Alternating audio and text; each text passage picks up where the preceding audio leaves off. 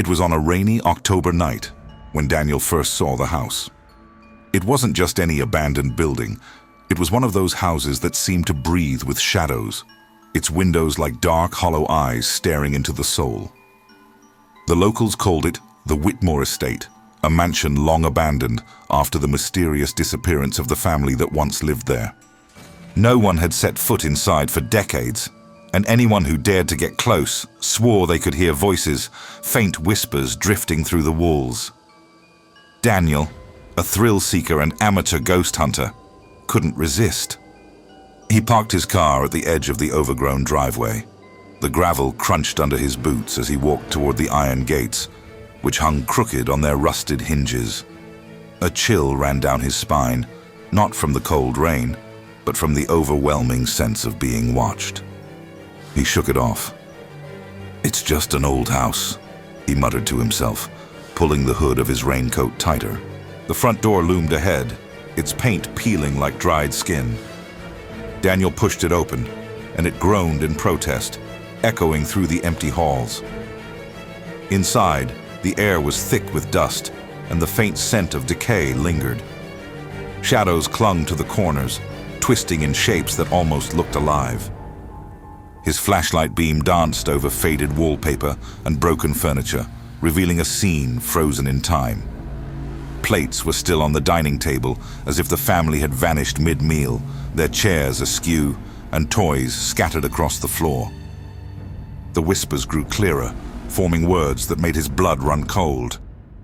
"Leave. Leave now." The voice was soft, almost pleading, but unmistakably real. He spun around, shining his flashlight toward the staircase, but nothing was there. Trying to steady his nerves, Daniel decided to explore the basement. The stairs creaked under his weight, each step echoing in the suffocating darkness. The air grew colder, and the whispers turned into low moans that seemed to swirl around him. His flashlight flickered, threatening to die, and when it did, he was plunged into total darkness. Panic gripped him as he fumbled to turn it back on. When the light returned, the basement looked different. Objects had shifted. Boxes that were stacked neatly moments ago were now toppled, and there were scratches along the walls, fresh scratches. Daniel's heart pounded as he heard footsteps behind him. He froze. The air felt heavy, as if invisible hands were pressing down on him. A shadow moved across the far wall, long and distorted. He called out, voice trembling. "Hello? Is someone there?" The only answer was a chilling laugh, low and guttural, coming from the far corner. He turned the flashlight, but the corner was empty. Suddenly he felt a hand brush against his shoulder. He spun around, but no one was there. Panic set in, and he scrambled up the stairs, only to find the front door slammed shut. The whispers had become screaming voices, echoing all around him. "You shouldn't be here! You shouldn't be here!" The sound was deafening, yet coming from nowhere. His flashlight flickered again, and in the brief moments of darkness, he saw her, a pale figure, standing at the top of the stairs, her eyes black voids. She pointed at him, her mouth opening impossibly wide in a silent scream. Daniel ran to the door, yanking at the handle, but it wouldn't budge. He pounded on it, shouting, but the voices only grew louder, chanting his name. Desperate, he turned and saw that the house had changed.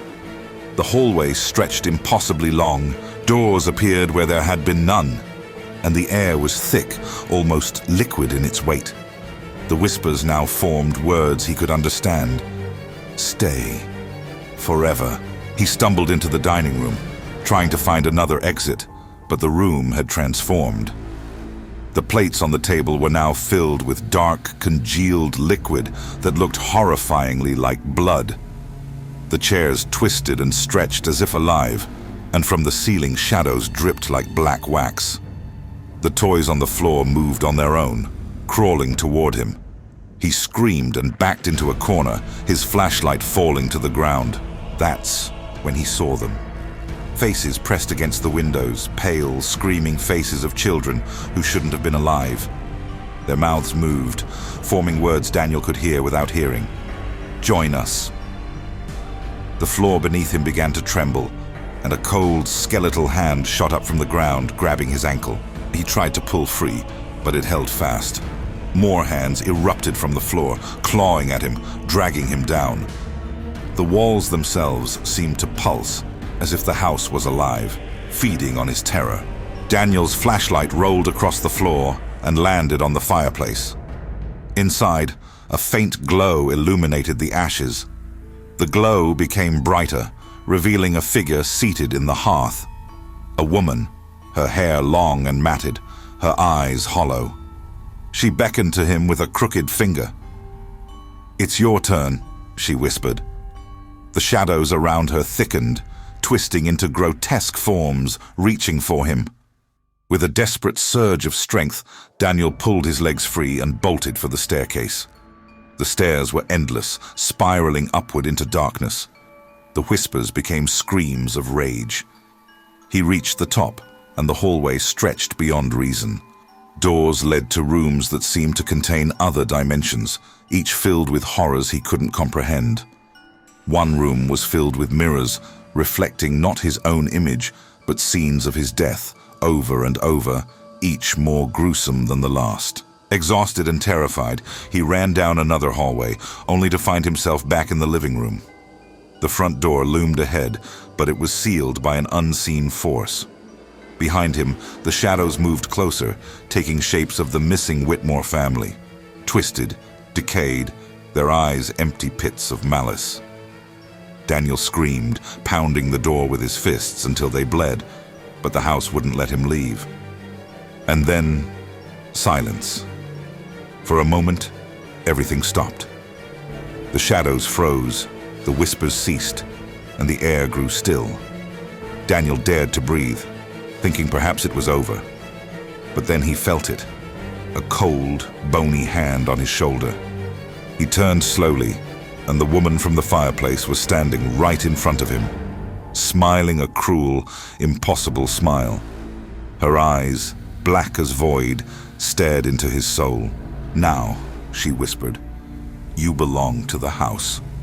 The walls of the living room melted into darkness, swallowing Daniel whole. His screams echoed, but the world outside didn't hear them. The Whitmore Estate remained quiet, as it always had, waiting for the next curious soul to wander in.